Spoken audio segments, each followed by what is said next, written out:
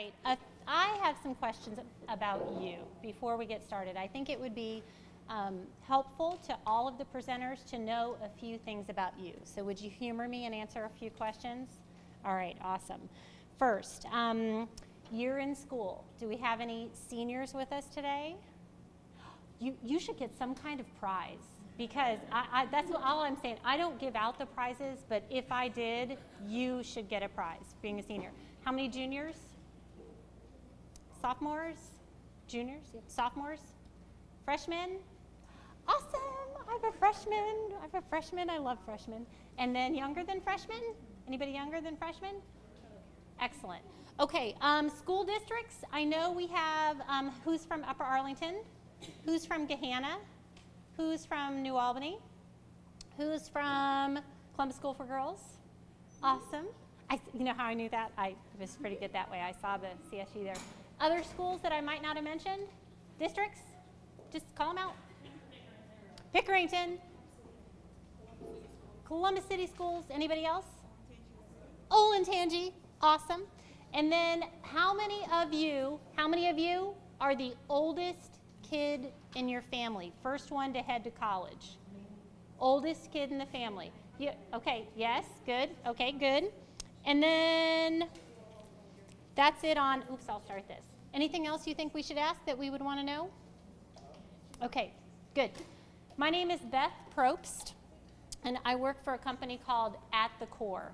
And I have been asked to talk to you about identifying your passion. But I have a confession to make. And I did confess this to the people that asked me to speak, so it's not the first time that they would hear it. I really hate the word passion. I hate that word. I think that word is filled with pressure. That word, if you don't know your passion, you're supposed to know it, and all these things hinge on knowing your passion. I don't like that word. I also think that when people talk about, is this okay to move around? I think when people talk about, have you ever heard somebody say, do what you love and the money will follow? It'll be okay, just do what you love. Has anybody ever heard a parent say that? Or someone in your life? So that one leaves out the fact that what you love doing, like I know what my freshman son loves doing, and no one in the world will pay him to do that. So if his passion is whatever, FIFA soccer in the basement, nobody's going to pay him to do that. So that would be bad advice for him to just do what he loves and the money will follow, right? So we have to think about other things. All right, so that's my confession. My job today, I'm not going to make you get up. I'm not going to make you do any exercises. I'm not going to make you write anything. I only would like for you to, for 20 minutes, just open your mind. I'm going to share some ideas with you that students tell us are fairly revolutionary and helpful to them. So I'm going to share those with you today. And I'm going to start with some truths, kind of some adult lessons. Well, some lessons, they involve your life too. You are busy. Would you agree with this? You're busy. I know some high school students, you're all busy. What are you busy doing? Homework? Say it again. Stuff. I need more specific. What are you doing? Sports? Basketball? Anybody have a job? Job? Excellent. Okay, so you're busy. Would you agree? Yeah. Excellent. What you are busy here's a beautiful picture. And we made you smiling. We went through different faces. We had one where it was like a very angry face, and I said, no, they're not angry, they're happy. But these are all the things that you're spending your time doing. And I know most of you are focusing on time with your parents right now. I get that, right? There's a lot of that, not really. Okay, so much of what you're doing is defined or dictated by someone other than you. Who tells you, right? I see some nods. Who tells you what you need to be doing? Your parents. Teachers. Who else? Coaches. Who else? This young lady indicated that she has a job. So who at that job tells you? Managers and bosses, right? So Right now, a lot of what you do is defined by other people. Another truth, identifying your passion may be a challenge. Like I said, I already told you I don't like that word very much. Has anyone ever done an online assessment or like a little career quiz on the internet, right? Or have you done the one that comes with the ACT? Some of you have taken the ACT, and when you fill that out on the back of your score report, it has that wheel. You know what I'm talking about? Where it shows you on the world of work where your job might be, right? So many people will talk about the results of those online assessments that might help you identify your passion, that sometimes you can get some odd results. I have 2 neighbor girls. I live in a very small neighborhood. 2 perfectly normal, just like all of you, neighbor girls. They did an online test at our high school, and their tests both came back and said that they should be park rangers. And I said, oh, okay, what did you put on there? And they said it was just so wrong. I shouldn't be a park ranger. I like being outside, but I really don't want to work at the park. And so it was so off. And I don't know if maybe you've had that kind of experience too with off results from a test. So there's a few truths for you. Here's one more. You will not want to live in your parents' basement when you're done with college. I live in a neighborhood where a lot of people have redone their basements, and there are some awfully nice basements. It might be tempting to go and live in those basements, but once you have a taste of college, you will not want to go back and live in your parents' basement, and they probably won't want you there either. You agree with that? So that's a little truth. Okay, that's a parent that laughs at that one, yeah. So here's a few truths. Again, you're busy, you're doing the things that you're supposed to be doing that other people tell you to do. Passion, may have a question mark around that, and do not want to live in the basement. So moving on from that, if we agree with those truths, I'm going to shift gears. Why does anybody go to college? This is where now I told you I wasn't going to make you write anything, and I wasn't going to make you stand up, but you do have to answer my questions. Why do we go to college? Yes, you don't have to raise your hands. No raising hands, just say. Like to further educate themselves. To further educate yourself, keep going. There's no one answer to this. To further educate yourself. To get a better job. To get a better job, keep going. Why do we go to college?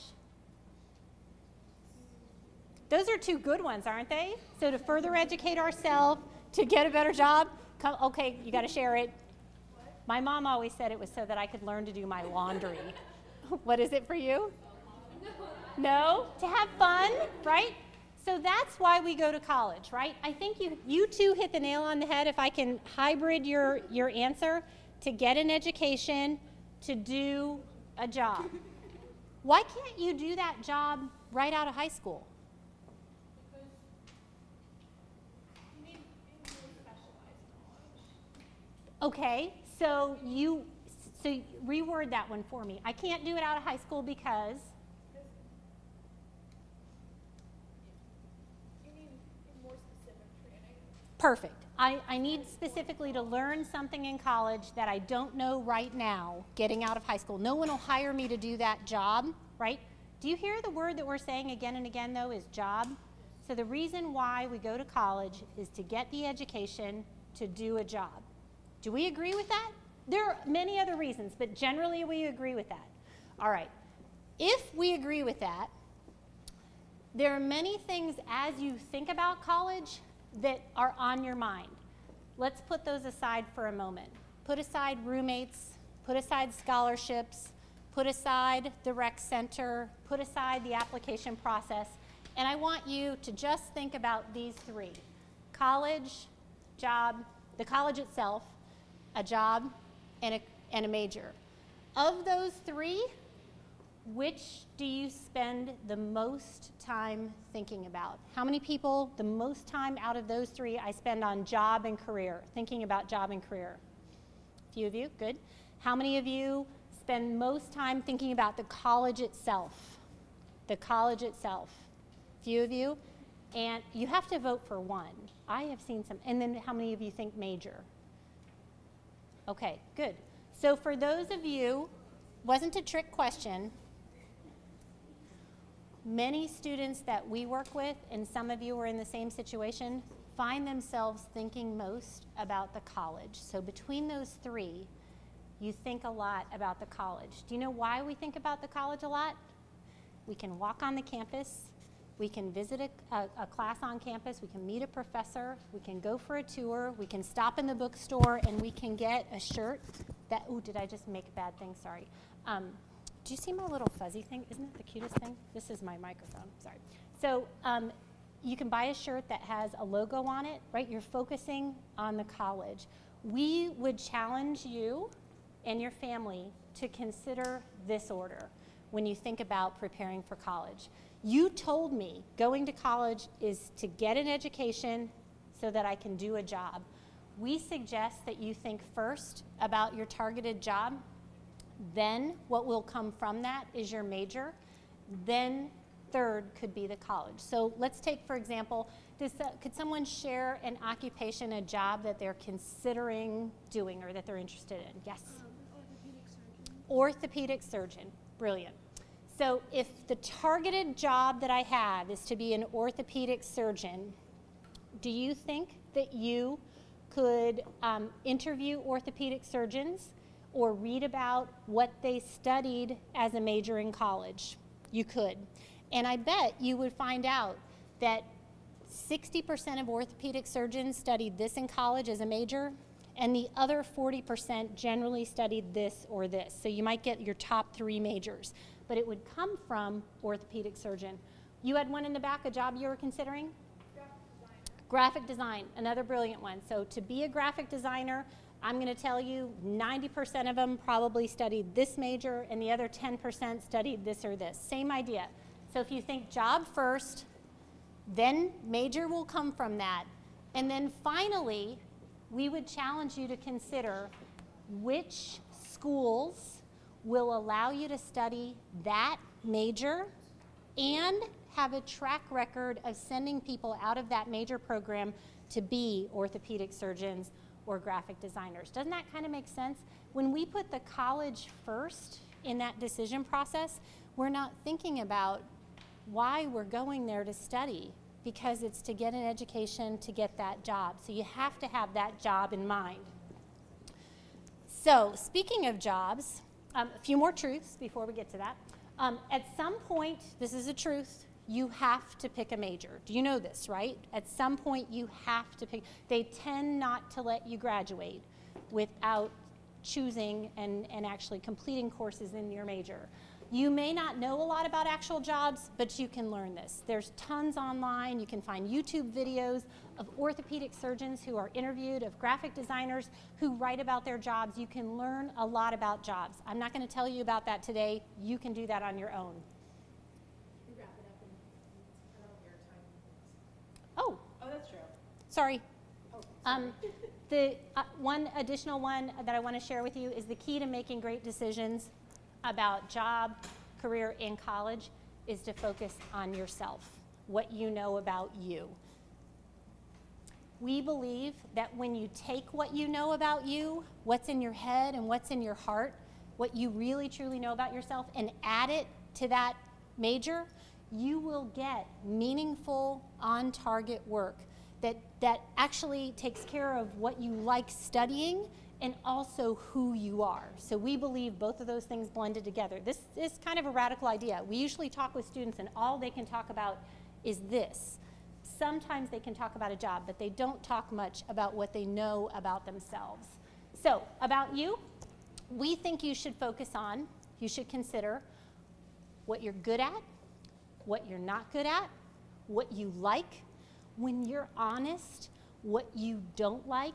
Remember, you told me that a lot of people in your life today tell you what to do. They tell you what to work on, so you're not choosing it. So I would have to believe that among those things, all those classes that you take, some you actually like, and some you don't. And when we're honest, that's good information to have. What you prefer when given a choice, do you like big, long projects, or do you like shorter, snippier projects? Do you know which one you like? Yes or no? Think about it. I'm not going to ask you, but think about it if you, how do I say? That's a rhetorical question. You need to answer just yourself. Do you like days when you wake up in the morning and you have no idea what the day is going to bring you? Or do you prefer a day when you wake up and you can look in your list, in your agenda, and know I'm going to go from here to here to here and do this. Do you have an idea? You don't have to tell me. Those are the kinds of things that are going to help give you clues of what's going to be a good career for you. So, brief 30-second commercial. This is exactly what we do with students. If you stopped by, I think many of you stopped by the table, we interview students. We do 5 one-hour interviews, one-on-one with the student. We cover all of your traits, your interests, your skills, your preferences, your values. You sit one-on-one with a facilitator, and then we analyze what the student says. We look for the big ideas and the conclusions. We look for good careers that might use all of your strongest personal traits. For those of you that don't know, there's always a few that have a good, solid idea, but there's a lot of us that just don't know. And a lot of times it has to do with just not having a lot of job knowledge. So we give you those careers to explore and actionable steps to consider. So we believe that this is what you know what this is, right? Who knows what this is called? Somebody said it. What kind of diagram? The Venn diagram. Excellent. So if you pay attention to what you love and what you're good at, and you also add in what someone will pay you to do, then you get to the sweet spot. You get all of those things combined. So we are going to try a little game. I am going to give you, I like to call these the fake person exercise. This is my last slide, guys. So Alex, I think you're next. And I'm at 15 minutes, so. We're good. Okay, no problem. So I have a fake person for you. I'm going to tell you about her. This one's a girl. She likes to present. She likes to persuade. She was on the debate team. She likes to, so every time there was an opportunity for her to present, she would. She loves to write, and she's always enjoyed travel, right? So she likes to write, she likes to travel, she likes to persuade, and she likes to present. And all of her life, she has loved chemistry. She has chemistry set in the basement. She's a crazy chemistry girl. What could she be? I have candy. I'm pointing that out. Forensic anthropologist, brilliant. Put it together, put them together. She likes to present, she likes to persuade, she likes to write, she likes to travel, and she loves chemistry. What could she be? A journalist for put the chemistry in there, for a chemical magazine, right? That was it. Okay, good. Keep going. What could she do? What is it? Who presents a lot? Who stands in? Lawyers present. So she could do patent law for a chemical company, right? Possibly a chemistry teacher. Brilliant. Okay, fake person number 2. Are you ready for fake person number 2? So fake person number 1, we gave her lots of jobs. Fake person number 2. Fake person number 2 loves to work in groups. So doesn't really prefer to work alone, prefers to work in groups. Very hands-on, likes hands-on learning, likes work to be hands-on. Like literally hands-on. So not a computer, but hands-on. And one of the most important things to him is helping other people. Okay, so works in groups, hands-on, and helping others. All right? And are you ready? His field of study, he is totally into health, food, and nutrition.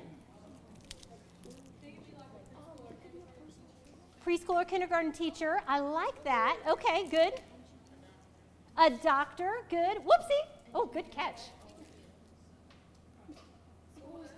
Oh, a school nurse, excellent. One more. You had one? I don't know what that job is, but we'll have that one's tough. Okay, so I only want to leave you with this concept as a tool. If you know about yourself, when you add it to a field of study, your major, you'll be able to blend that into, you did this already for 2 people. You can do this for yourself. You really can. You just have to pay attention to what it is that you know about yourself and use that information.